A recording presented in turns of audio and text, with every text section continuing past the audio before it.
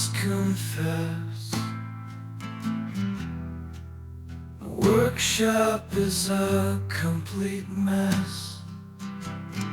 Right now I feel like such a fool. I have no place for my air tools. I gotta find a place for all my crap. And when I'm done, I'll take a nap.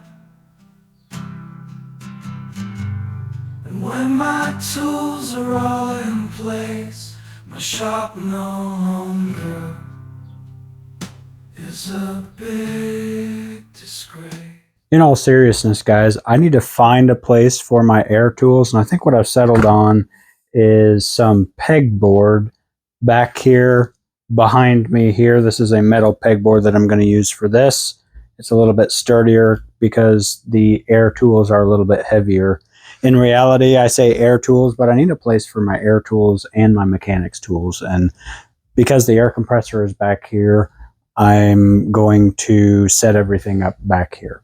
So give me a second to clean up this mess. There we go. Let's get started.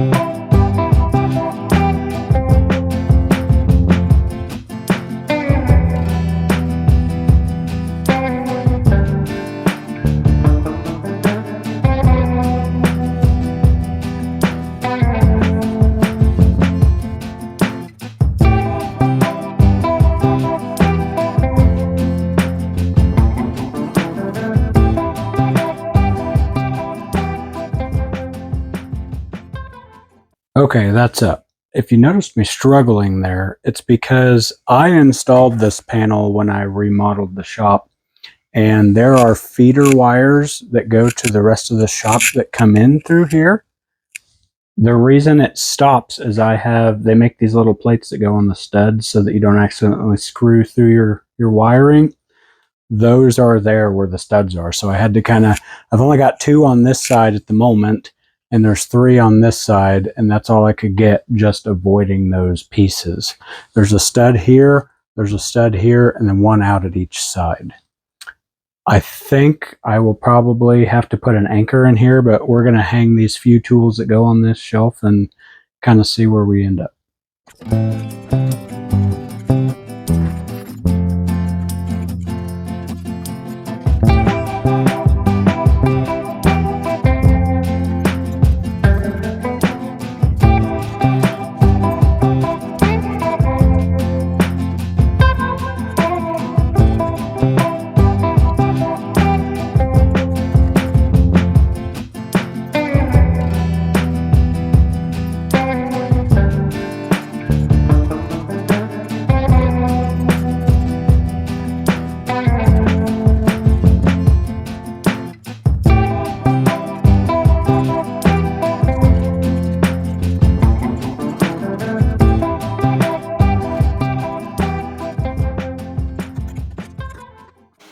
Now we're going to start working on a base cabinet for the tools.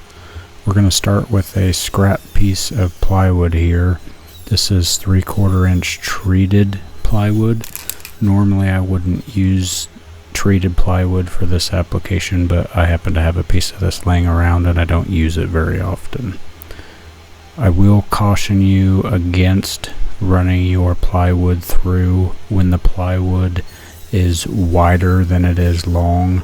It is very prone to binding in the saw, and I did run into that issue a few times. It's a potentially dangerous situation you can put yourself into, so I would not recommend doing that like I did. Here I'm just notching out a spot for the toe kick that I will install at a later date.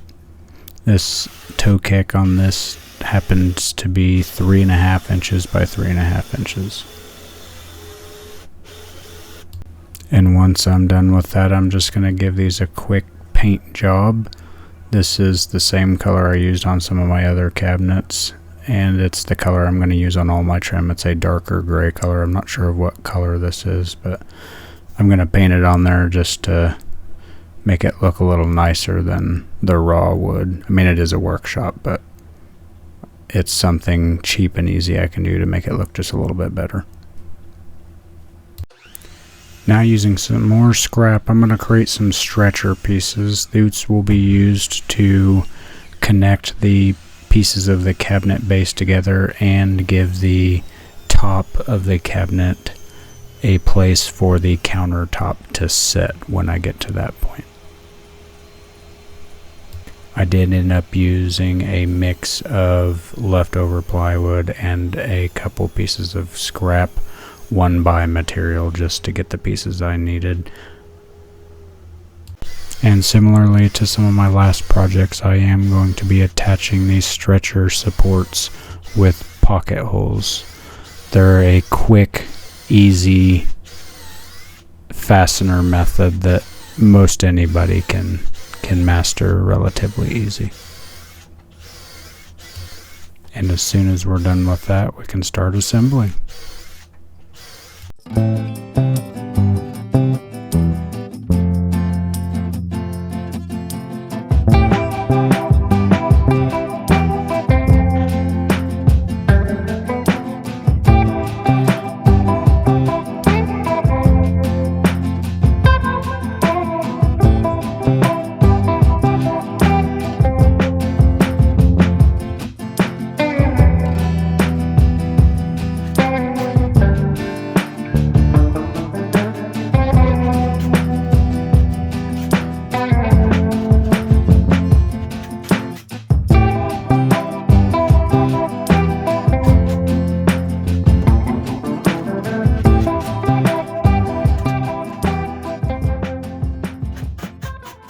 So this is not typically the way I would build a cabinet. This is actually the bottom of this cabinet, and normally you would put a full bottom in, but up here above your toe kick.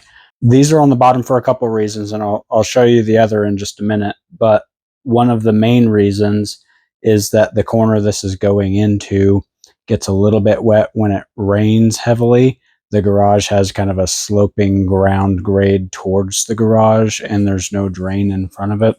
So it gets wet in here fairly quickly, just as easily as your mom. And because of that, this is not going to sit directly on the floor. Normally you would build a frame to set your cabinets on. The verbiage is slipping my mind right now. I forget what you call that.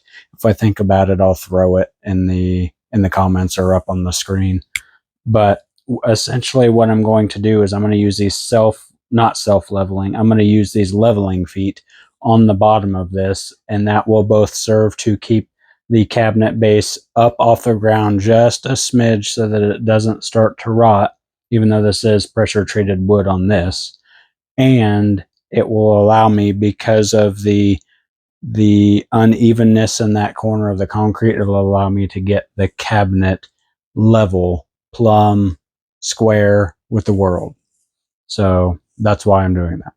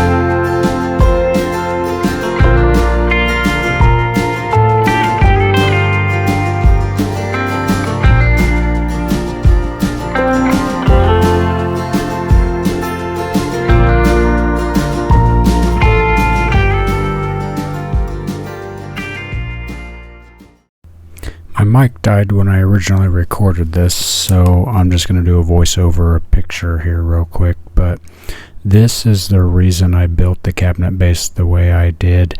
Is A, I have this gas line I need to work around, and B, I'm actually going to slide my air compressor into this, and without doing too much disassembly, if I ever need to take that air compressor back out of there, I don't want to be struggling to do that. Also, by making the frame in the way that I did, it's going to allow a decent amount of airflow into the box and make sure that that air compressor doesn't overheat over time. So now I'm just going to measure and mark here where I need to cut a groove so that my cabinet will fit over this gas line. I could have put the cabinet on the other wall, but I'm trying to reuse some drawers that I have and some drawer glides that I have, and if I would have done that, the drawers and the drawer glides that I have would not be usable, as there's only, I think, 30 inches between that pipe and the wall, and I need almost 44 inches to allow those drawers to come all the way out. So now we're just going to finish cutting out a hole at the front here, and then we'll use our jigsaw to cut out the rest of that groove there. Now we can set this cabinet in place and start to put some additional stretchers on to mount this to the wall.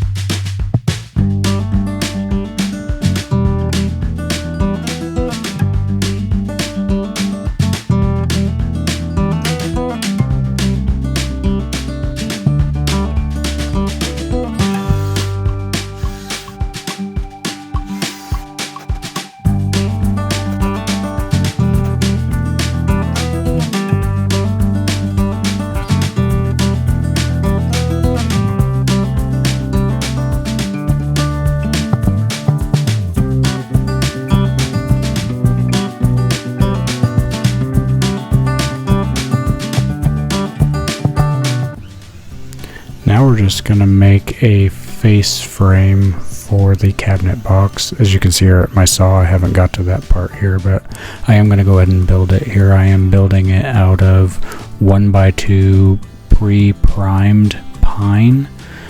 It was actually cheaper than quality or premium pine at Menards.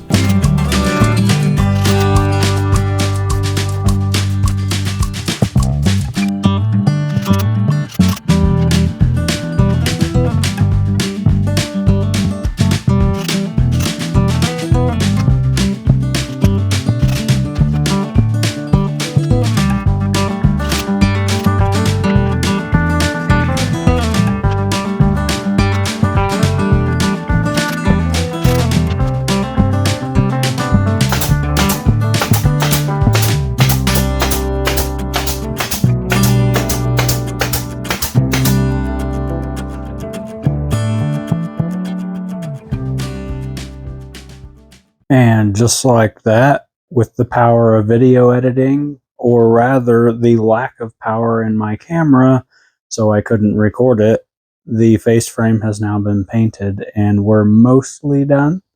I still need to put a drawer in here and make a cabinet door that will cover up the air compressor that's in there.